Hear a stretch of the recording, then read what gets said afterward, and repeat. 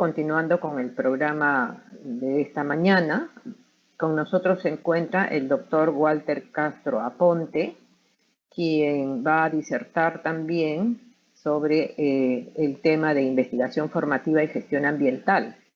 El doctor Walter Castro ya nos acompaña en este momento. El doctor Walter Castro Aponte es PhD, Philosophical Doctor, en Política Ambiental y también Magister Scientiarum en Gestión Ambiental Urbana por la Universidad de Wageningen, el octavo lugar a nivel mundial en investigación ambiental de Holanda.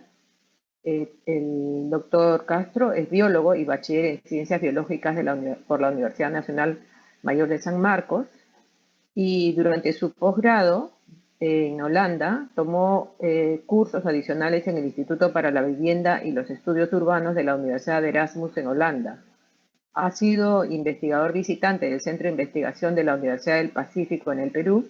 Cuenta con más de 20 años de experiencia en investigación científica, gestión del conocimiento, también en comunicación intercultural y liderazgo en el Perú, Holanda, en Estados Unidos, en España y Alemania. Y su labor académica está focalizada específicamente en la generación de conocimiento científico intercultural en la interfaz de ciencias biológicas, sociales y políticas. En este momento, el doctor Castro es docente principal de la Universidad Nacional Autónoma de Huanta, universidad de reciente creación en Ayacucho, en la ciudad de Huanta, donde tuve la ocasión de participar en eventos de investigación con él, ¿no? Así que le damos la bienvenida al doctor Walter Castro Aponte para que inicie su presentación. Muy buenos días. ¿Se me escucha? Sí, doctor, ¿cómo le va? Buenos días, bienvenido. Ya. Gracias, muy amable. Voy a lanzar el PPT. Bien, doctor, lo dejo en el uso de la palabra. Gracias, muy amable. ¿Se visualiza? ¿Me confirman? Sí, doctor, está bien. Se ve. Ya, ok. Bueno, antes de empezar debo agradecer al programa de voluntariado en psicología ambiental, al equipo de fomento de la investigación y la responsabilidad social universitaria de la Universidad Nacional Federico Villarreal, y también hacer mención a la doctora Cecilia Aliaga Herrera y a todo el equipo que le acompaña, a todos los estudiantes, jóvenes de la Universidad Nacional Federico Villarreal de la carrera de psicología, y especialmente aquellos que están interesados en la psicología ambiental y todo el tema ambiental.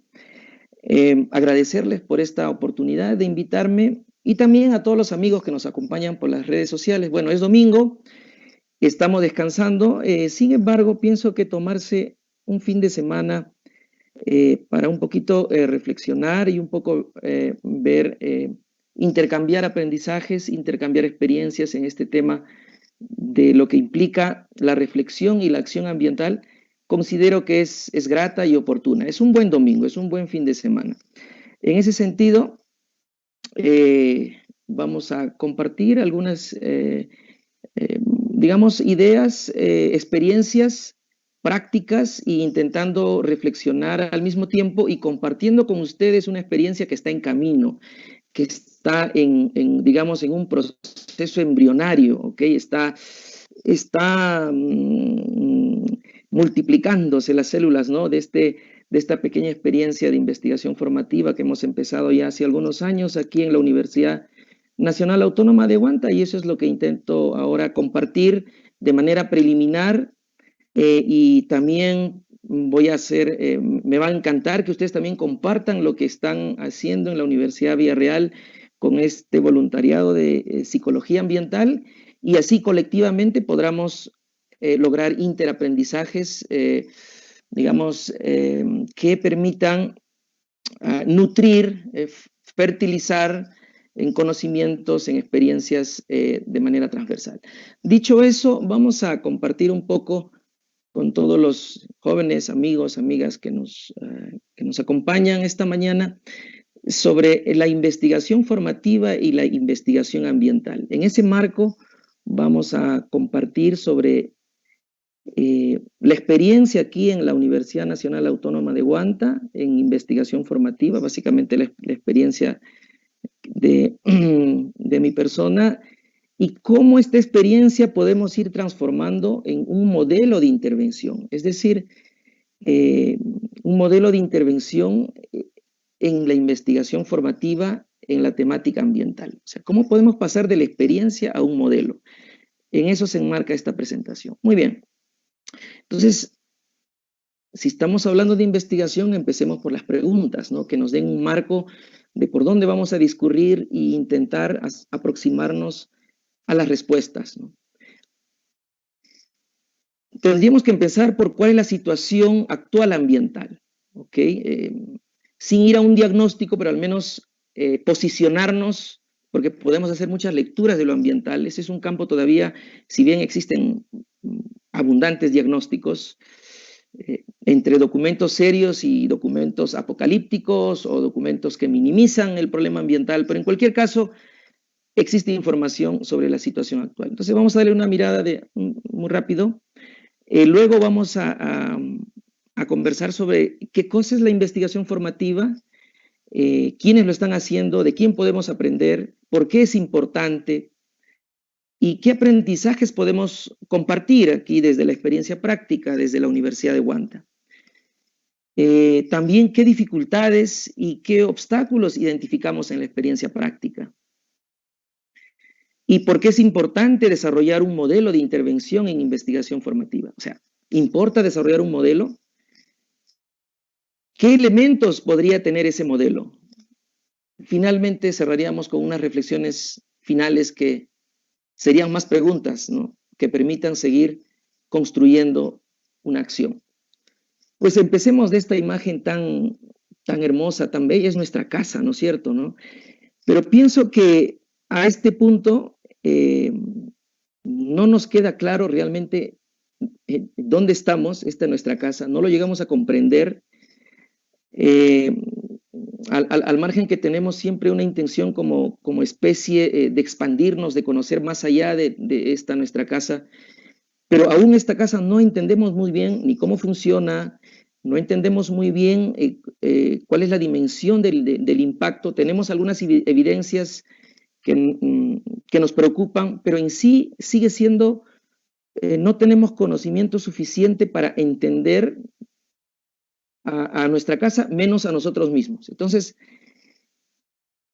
lo que es evidente es que sí hay una serie de evidencias que indican que sobre todo desde la tecnosfera del cual el ser humano y todo lo que hemos creado como sociedad, lo que es claro es que sí hay algunas evidencias una evidencia de la acción de la tecnosfera y de la, digamos, de la acción antrópica es, mira, la urbanización del planeta prácticamente, ¿no? Pero digamos que procesos de urbanización es un proceso ancestral también humano, ¿no? No es que hace miles de años no haya existido ciudades, sí las ha habido, pero ahora es de una naturaleza distinta, ¿no es cierto? Entonces, y las implicancias de la urbanización, no hablemos tanto de la cantidad de personas, ¿ok? Sino quizás del estilo de vida y de la forma como nos relacionamos con la naturaleza. Es esa situación tan distinto, al menos de los últimos 200 años, y particularmente de 1950, ¿no es cierto? Después de la Segunda Guerra Mundial, es en donde hay un punto de inflexión con implicancias ambientales, ¿no? Según las evidencias. Bueno, tan solo para contextualizar el motivo de este diálogo, vemos aquí los elementos del ecosistema.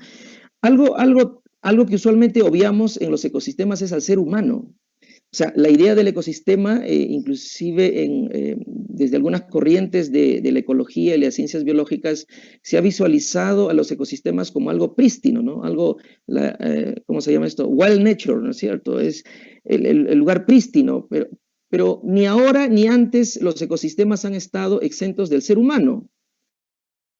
¿Ok? Prácticamente quizás el ecosistema del fondo marino podría ser,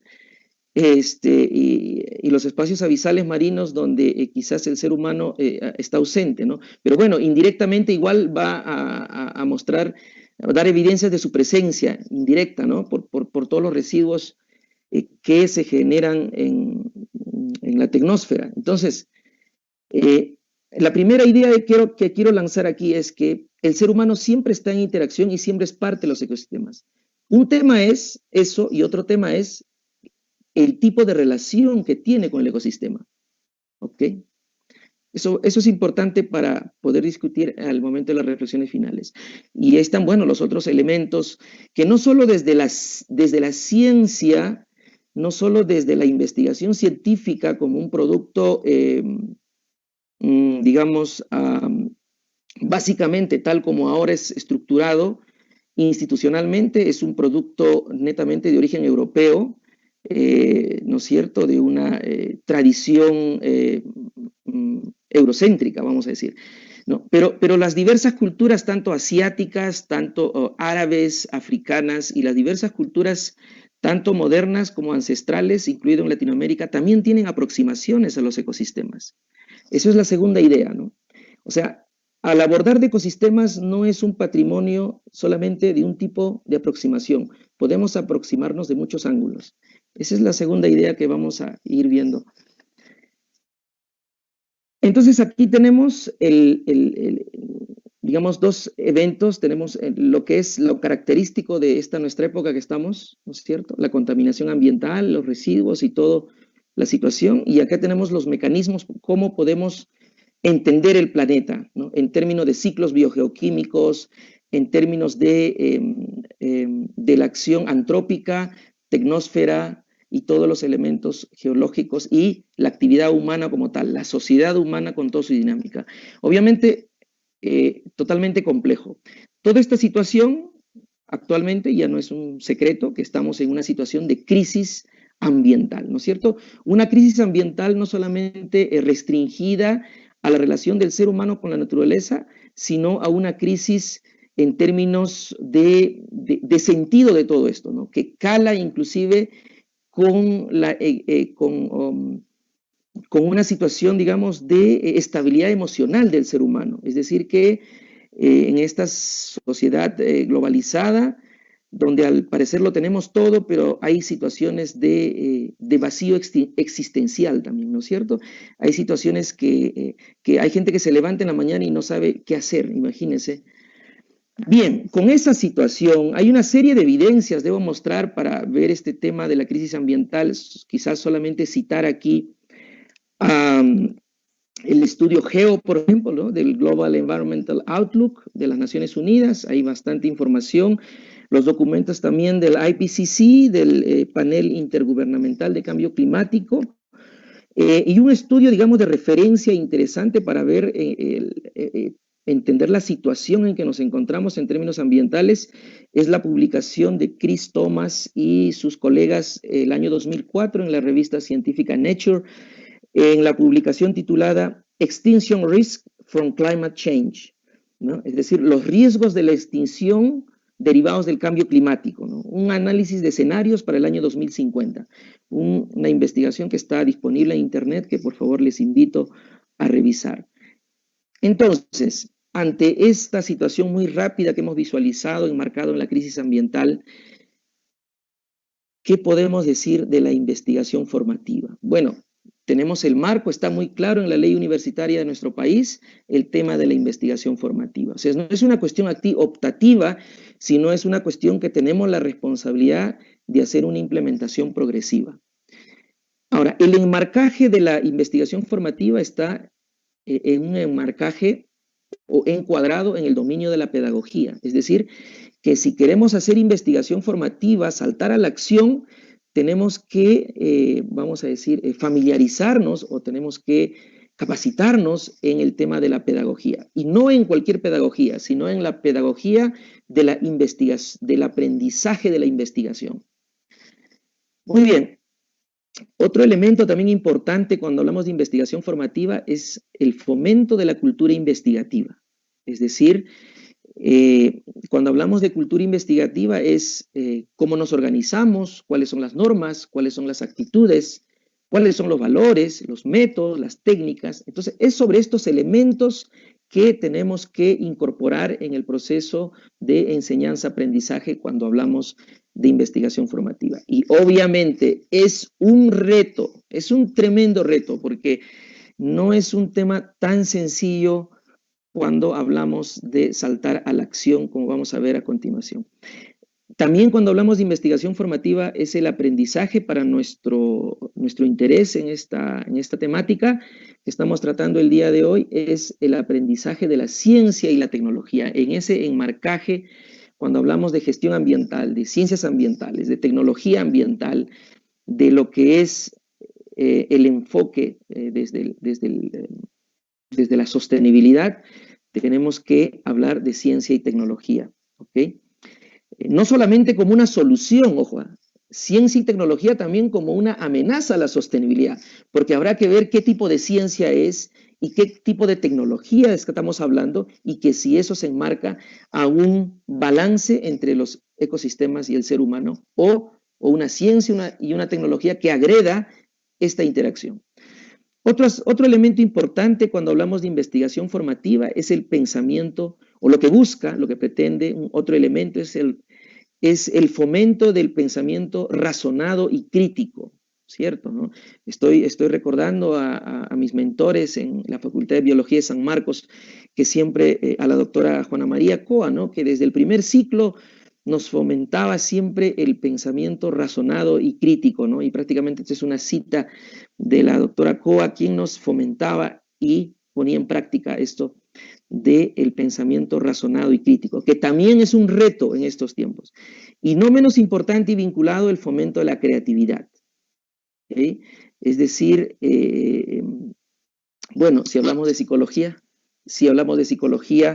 es justamente quién más que ustedes, colegas psicólogos, estudiantes de psicología, que entienden muy bien esta dimensión de la creatividad, y los que estamos en las ciencias naturales y los que estamos en las ingenierías, creo que tenemos que aprender mucho de las ciencias sociales para que nos orienten. Bien, también cuando hablamos de investigación formativa tenemos que hablar de los enfoques. Hay una serie de enfoques. En América Latina tenemos que aprender mucho de Colombia, ¿ok? Colombia desde fines de los 90 apostó por la investigación formativa y miren ahora los resultados. Están liderando los procesos de investigación porque esos jóvenes que empezaron a hacer investigación formativa a fines de los 90 de manera planificada, ahora ellos están en unos planos competitivos, ¿ok? Entonces, no vamos a entrar a detalle aquí, pero solo quería mencionarles que cuando hablamos de investigación formativa existen varios enfoques. El explorativo, existen enfoques más transformacionales, enfoques más prácticos. Tendríamos que ir viendo qué enfoque es la que se adapta mejor a nuestra realidad, ¿no es cierto? No la realidad ni siquiera nacional, sino de sus asignaturas y de su universidad.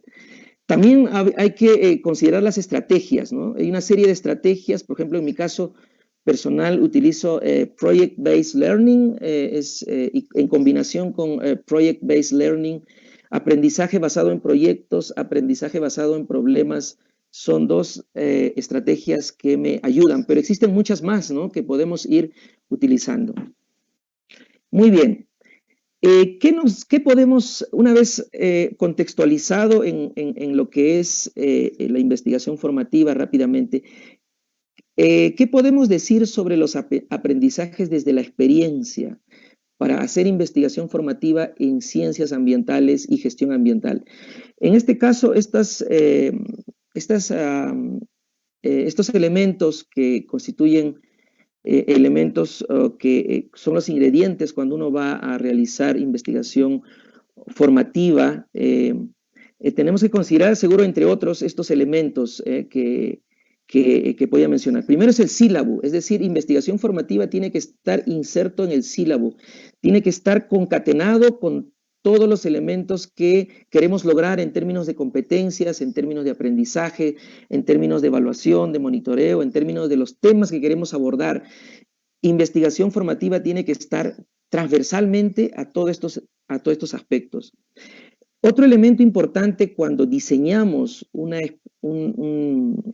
queremos implementar investigación formativa es el perfil del usuario. O sea, he notado que esto es importantísimo. Si nosotros como docentes no conocemos el perfil de nuestros usuarios, de nuestros estudiantes, quizás no vamos a tener, es muy probable que tengamos poco éxito, ¿no? Inclusive a veces puede ser frustrante, ¿ok?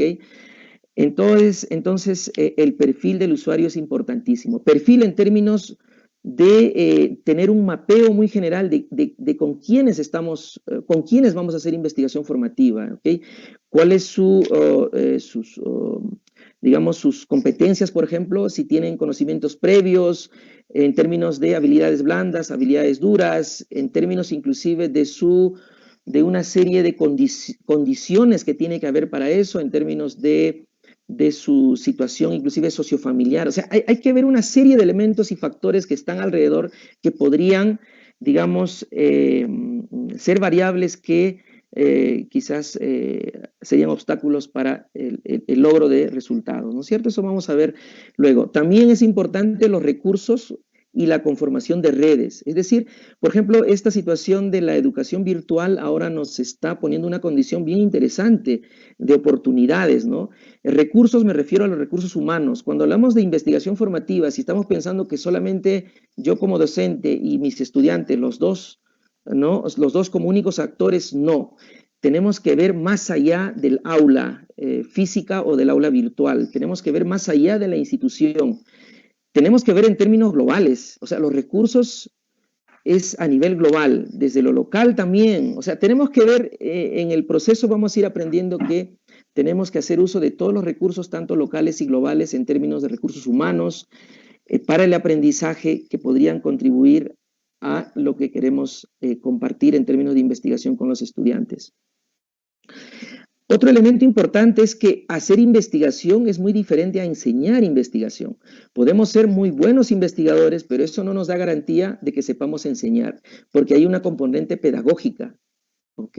Entonces el elemento de saber enseñar, saber llegar al alumno, cuando hablamos de investigación formativa, tiene una mayor relevancia, definitivamente. También tiene que estar enmarcado estas iniciativas de investigación formativa en el tema ambiental, en la planificación de la institución, ¿ok? O sea, no puede ser algo aislado, algo, no, tiene que ser concatenado con todos los objetivos y la misión y los diversos programas que tiene la facultad, la escuela o la universidad. También tiene que enmarcarse en lo que es la construcción de la agenda de investigación ambiental, ¿ok? Porque justamente esa agenda es la que va a permitir desarrollar investigación formativa, y la investigación formativa ambiental también va a ayudar a la construcción de agenda ambiental en el territorio donde está la universidad o los espacios donde la universidad opera. Tiene que ser progresivo, ¿ok? Y la investigación formativa ambiental no puede ser una cosa así que de noche a la mañana. Tenemos que implementar, evaluar, volver a implementar, aprender, volver. Entonces, un ciclo, ¿no?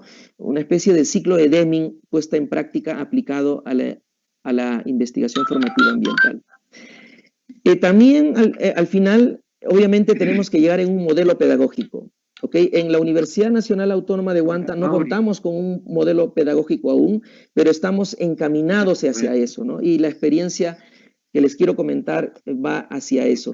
Básicamente, esta experiencia se enmarca desde las asignaturas de microbiología, bioquímica, metodología de la investigación, y en este ciclo es la asignatura de saneamiento ambiental y salud. Son las asignaturas que llevan los estudiantes de la carrera que tenemos aquí, que es de Ingeniería y Gestión Ambiental, ¿no? Que tiene, digamos, un punto de intersección con la psicología ambiental, como vamos a ver, y en general con las ciencias sociales para el ambiente. Entonces, en el marco de esta escuela hemos justamente desarrollado el enfoque de investigación formativa en estas 4 asignaturas, con un enfoque que le hemos llamado Learning Science by Doing Science. Eso quiere decir que la ciencia se aprende haciendo ciencia, no hablando solo de ciencia, sino principalmente haciendo ciencia. Entonces, en ese sentido, los estudiantes que llevan estas, aproximadamente son cerca de 100 estudiantes de estas 4 asignaturas, Desde el sílabus hemos empezado, programado y diseñado desde el sílabus, perdón, a que ellos tengan una experiencia investigativa, ¿ok? Una experiencia investigativa. Ojo, son chicos del tercer, cuarto y sexto ciclo, ¿ok? Entonces hemos empezado a hablar de investigación y a introducirlos en la investigación, conformando grupos de trabajo investigativo desde el primer día de clase, ¿no? Y luego hemos ido con ellos progresivamente, hemos ido viendo resultados bastante halagadores, como vamos a ver a continuación. Y como le digo, hemos empezado a usar los recursos que tenemos. Entonces, estamos organizando justamente en estos días unas ponencias magistrales donde los estudiantes de estas 4 asignaturas tienen un diálogos con científicos en sus temas que ellos están trabajando. Entonces, hay diálogos totalmente abiertos, todo el mundo nos puede seguir por Facebook, y van dialogando y ellos van afinando su informe de investigación de fin de curso, ¿no? Entonces, aquí tenemos unas fechas, por ejemplo, de trabajo. Ellos, tenemos todas estas sesiones que alimentan a ellos. Luego, también tenemos unas sesiones de divulgación científica porque hemos visto que hay deficiencias grandes en los chicos que progresivamente vamos supliendo con lo que es el fomento de la comprensión lectora, ¿no? Y acercarlos muy amigablemente a la lectura científica y al análisis científico y a la lógica de hacer ciencia. Y finalmente ellos van a exponer sus trabajos de investigación, ¿ok? Todo lo que han trabajado en el ciclo ellos exponen ante un público abierto donde puedan ellos, una especie de una nanotesis, vamos a decir, ¿no? Una micro o una nanotesis, pero que ellos tengan la experiencia, ¿no? ¿Por qué esperar el 9º y 10º ciclo cuando ellos podrían hacerlo? Bueno, como ya se hace en las universidades europeas hace rato, es más, ni siquiera en las universidades. La experiencia holandesa es que los niños que terminan la primaria para que pasen a la secundaria tienen que exponer un pequeño trabajo libre. Y si no aprueban ese trabajo, no pueden terminar la primaria, ¿ok? Entonces, un poco es intentar desde la práctica hacer amigable todo este proceso de investigación. Ya vamos a ver luego de los obstáculos y dificultades, los aprendizajes que hemos ido logrando. Un obstáculo que hemos encontrado y bastante, o una dificultad, llamemos, es a nivel de los usuarios, ¿no? En términos de los conocimientos previos, ¿no? Hay situaciones culturales, ¿no? Lamentablemente, a nivel de la educación secundaria, primaria, básica, hay una serie de situaciones que no vamos a entrar a detalle, pero que se vuelven un obstáculo. O sea, cuando tú le planteas un enfoque de investigación formativa, el estudiante siente que se le mueve el piso, o sea, que le estás hablando en chino. Entonces, hay situaciones culturales, sociales, inclusive ahora técnicas en el plano de la educación virtual, que van a dificultar, ¿ok? Entonces, la estrategia de intervención es importante para poder buscar una forma amigable que permita que no atemorizarlo, sino más todo al contrario, despertar su interés. También la gestión organizacional es importante, o sea, la forma como trabaja la universidad, cómo se organiza el país influye, ¿no? La confianza, el clima laboral, es bastante demandante, ¿ok? A la forma tradicional de enseñar las asignaturas, a pasar por un enfoque investigativo, es mucho más demandante, ¿no? También si, digamos, el docente que enseña hace investigación, además de enseñar investigación o enseñar a hacer investigación, entonces se complica más. Entonces ahí habría que buscar un balance, ¿no es cierto?, que permita conllevar ambos, pero ambos pueden retroalimentarse, pero también puede ser un poco tedioso, ¿ok? El contexto social es importante y debo decir aquí que esto no es un ranking, o sea, no es una jerarquía, pero sí debo mencionar que el contexto de la sociedad peruana no ayuda mucho a la investigación formativa. Somos una sociedad en general basado en el chisme, basado en la suspicacia, basado en los prejuicios, en las presunciones. Entonces, una sociedad poco construida poco científica, ¿ok? Poco racional, debo decir. Somos bastante emotivos y muy espontáneos, ¿no? Y a veces bueno esa espontaneidad y a veces no. Entonces, entonces el estudiante que llega a una asignatura de metodología de la investigación o una asignatura donde se acerca a la investigación como tal, desde la práctica observo que es un shock y entonces tiene que desaprender, ¿ok? Hemos gastado casi la mitad del semestre haciendo que el estudiante desaprenda muchas cosas. Entonces, le digo que siempre es un reto, pero es un reto agradable. Muy bien, cuando hablamos de modelo de intervención o en investigación formativa en lo que es la ciencia ambiental, la tecnología ambiental y la gestión ambiental o la formación ambiental, ¿qué elementos debe contener? ¿De qué elementos estaríamos hablando? Pues uno de esos elementos es que de esta experiencia observo que, que cuando hablamos de ciencia, tecnología, tecnología ambiental, ciencias ambientales, ¿ok? Tenemos que hacer una formación en investigación para la vida, ¿ok? No es para formar científicos, porque seamos realistas. Por ejemplo, de ahorita del cerca de centenar de estudiantes, científicos se volverán 2, 3, 5, en el mejor de los casos. Pero la idea es que ellos sean buenos y desde ahora estimularlos hacia eso. Pero el resto no es que no les sirva, sino que ellos, la idea es que mediante la investigación formativa aprendan el arte y la ciencia de razonar, cuando ellos sean consultores, cuando ellos sean autoridades, ¿okay? Donde ellos desarrollen y apliquen el conocimiento ganado en la universidad, sean rigurosos, ¿okay? Sean sistemáticos, empiecen por una pregunta, busquen evidencias. Entonces, toda esa situación ahora un poco trágica que tenemos en nuestro país, de que prácticamente las decisiones a nivel de la gestión ambiental o en el plano político se hacen prácticamente con nula o escasa base científica, es lo que la investigación formativa ambiental va a llenar, ese vacío, ¿ok? De que al momento que ellos en un futuro puedan desarrollarse como profesional, podamos elevar el nivel académico de los proyectos, por ejemplo, que se desarrollan y puedan ser más efectivos. Ciertamente, si no, ¿cómo vamos a superar la crisis ambiental que estamos observando?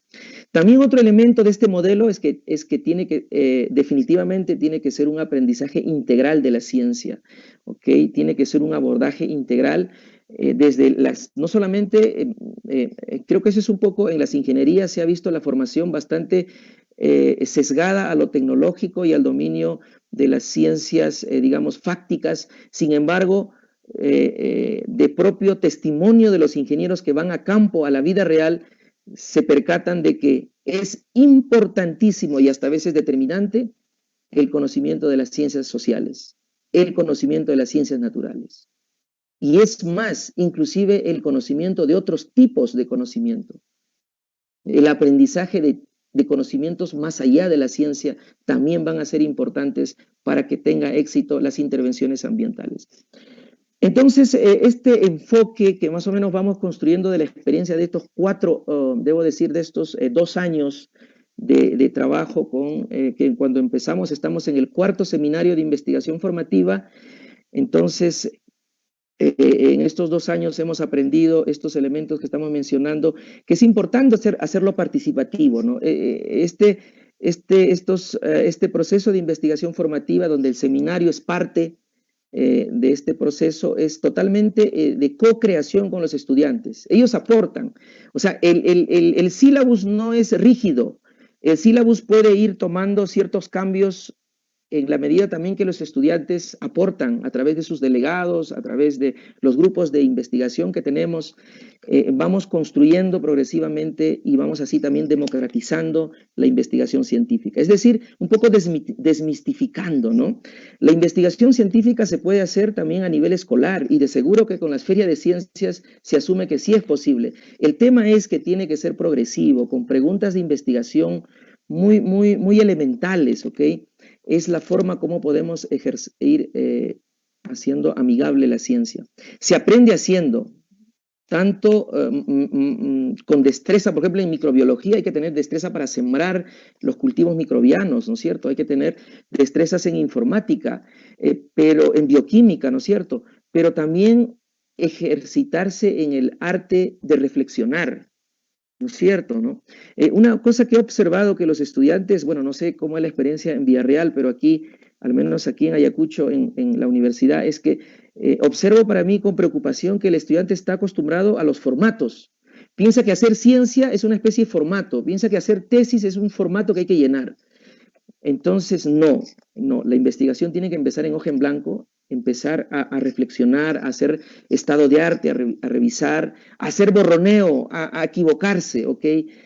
Entonces, la conformación de redes es importante y por eso quizás esta intervención es el inicio posiblemente de una conformación de redes de estudiantes de ingeniería y gestión ambiental de aquí de la UNA trabajando en algún tema de investigación con los chicos de psicología ambiental. Sería interesante porque eso se trata.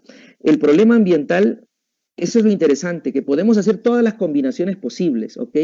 Existen las metodologías para hacerlo y si no hay, los podemos crear, ¿ok? Entonces, en ese sentido, se aprende haciendo. También nos permite hacer aproximaciones de diversos tipos de conocimiento, he mencionado. Es decir, donde el conocimiento científico nunca más tiene el monopolio, ¿ok? Veamos el tema, el problema del COVID ha puesto en la mesa de que existen varios tipos de conocimiento y donde la ciencia inclusive ha sido marginal.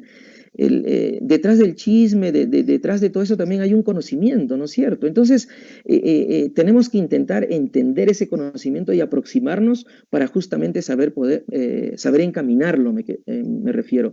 Ahora, en el problema ambiental, en la problemática de la sostenibilidad, el conocimiento en países como Perú, donde ha habido civilizaciones ancestrales, desde Caral, Chavín, Huari, Inca, pienso que tendríamos que ser un poco torpes si no nos aproximamos al conocimiento ancestral y al conocimiento, vamos a decir, de las diversas culturas asentadas aquí, que los tenemos vigente.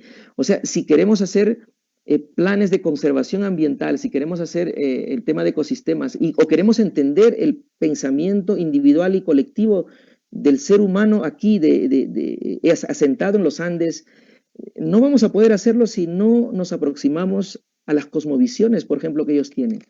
¿Okay? Entonces, la comprensión del territorio y de la realidad local es importante. Ya para ir cerrando estas ideas que comparto con ustedes, creo que hay un llamado a un renacimiento ambiental. Es que yo lo veo así, no como una cuestión inclusive de lujo, ¿eh? O sea, la acción ambiental es una cuestión de sobrevivencia. O sea, si ustedes, por ejemplo, vamos a datos duros, que están los informes del World Bank, por ejemplo, que me parece el año 2007 hace un diagnóstico ambiental a nivel nacional y ve claramente que en términos de PBI, o sea, toda esta situación de la problemática ambiental es dinero que gastamos, o sea, es dinero que se nos va, que podría ser, que puede tener un mejor uso, ¿no es cierto?, un mejor destino. Entonces, en el caso de nuestro país y a nivel global, ciertamente hay la necesidad de un renacimiento ambiental. O sea, tiene que haber una especie, básicamente, más allá de la cuestión científica, más allá de la cuestión investigativa, más allá de la cuestión tecnológica, la investigación formativa tiene que encaminar una visión de un renacimiento cultural.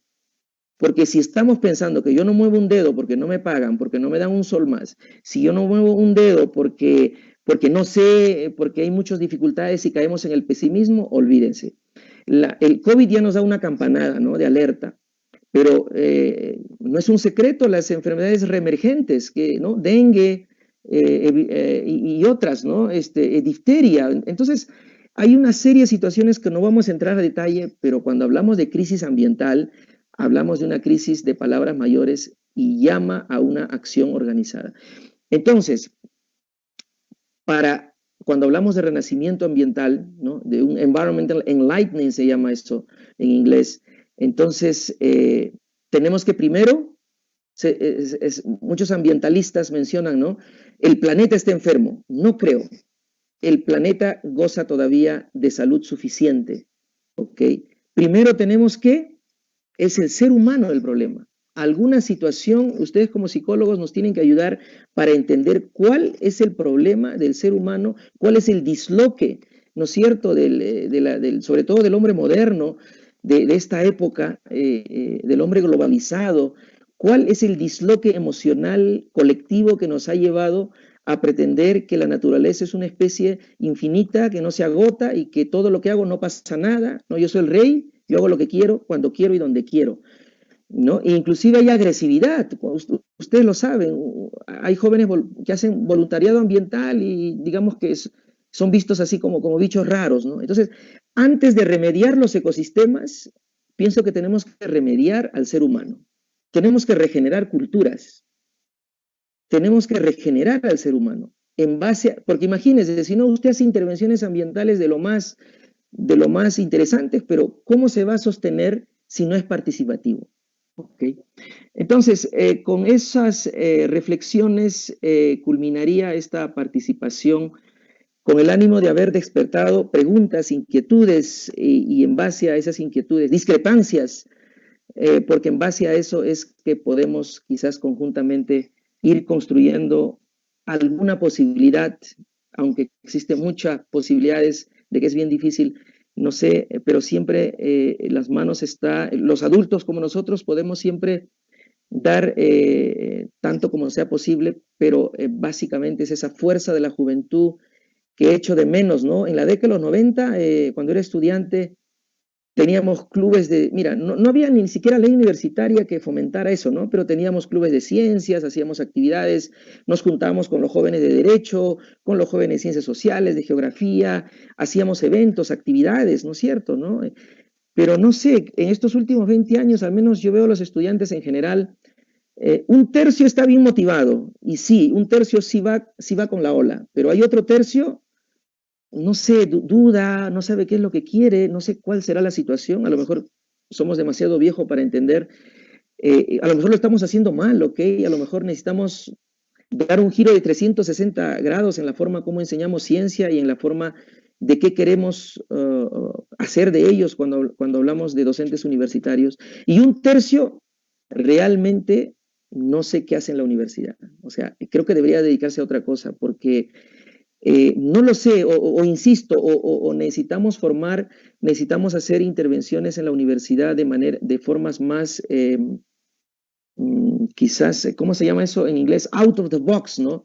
Quizás seguimos copiando modelos que no funcionan y seguimos insistiendo en formas que no funcionan y realmente tenemos que repensar. Y creo que investigación formativa en medio ambiente, en gestión ambiental, en ciencias ambientales, nos invita a todo esto. Bueno, espero haber respondido a esta inquietud de esta invitación y quedo listo para sus preguntas, para sus comentarios. Muchas gracias. Muchísimas gracias, doctor Walter Castro. Realmente ha sido una presentación en la que hemos visto qué es lo que está ocurriendo en Guanta respecto a la investigación formativa. Estas experiencias en la participación de los estudiantes son motivo también de acciones que la universidad insiste en recrear y en desarrollar, ciertamente. Quisiera saber si alguno de los participantes voluntarios tiene alguna consulta, pregunta que hacer al doctor Walter Castro.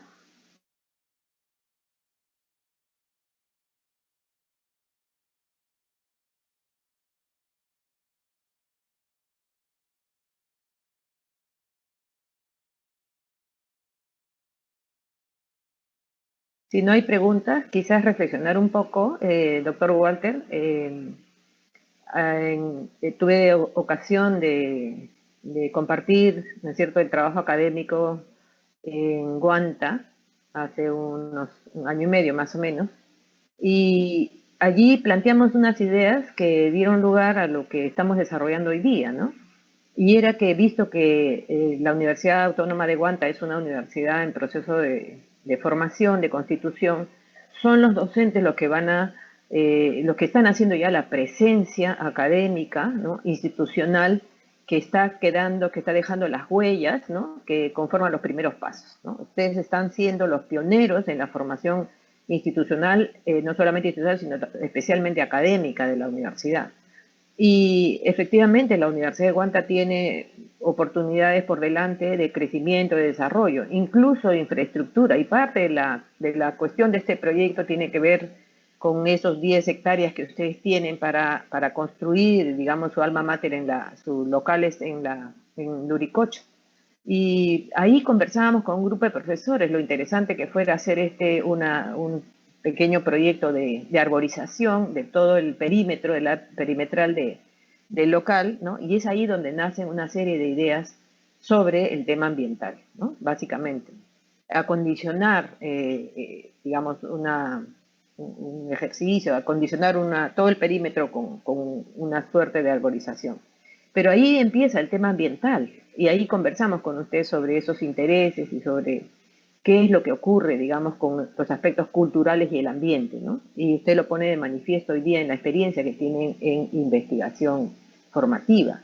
Señalar que un tercio de los alumnos, ¿no?, están bien interesados, me parece a mí que es suficiente, ¿no? Ojalá, digamos, la experiencia sirva para acrecentar el número de los jóvenes que están participando en proyectos de este tipo, ¿no? Yo estoy segura que va a ser así, estoy segura que va a ser así. Aún así, universidades mayores con años de experiencia como la nuestra, con universidades en proceso de constitución, deben conformar las redes, ¿no? Pienso que la invitación que usted hace para desarrollar los diferentes estados del arte en las diferentes disciplinas van a contribuir, mismo lo que ha dicho el doctor Jorge Lescano y también lo que ha señalado esta mañana el doctor Lidia. Así es que yo tomo el reto, ¿no? Nosotros tomamos el reto y creo que todos los estudiantes voluntarios también están haciendo lo mismo para compartir estas experiencias. Así que le doy la bienvenida una vez más. Estoy segura que usted va a participar siempre que nosotros lo convoquemos. Así que, y en reciprocidad haremos exactamente lo mismo. Muchísimas gracias por su participación en esta ocasión. Y a todos nuestros participantes también darles las gracias, dar por finalizada esta reunión de esta mañana productiva, ¿no? Señalando básicamente que es necesario continuar con el desarrollo del capital intelectual, ¿no? A través de la investigación formativa, como dijo el doctor, en armonía con la naturaleza, ¿no? Y esperamos poder contribuir a ese cultivo de la reflexión razonada. Muchísimas gracias, doctor. Muchísimas gracias a todos los participantes. Nos estamos viendo con los jóvenes el día jueves en la mañana y la próxima semana, domingo, para la siguiente rueda de conferencia. Muchísimas gracias a todos. Hasta luego. Hasta luego.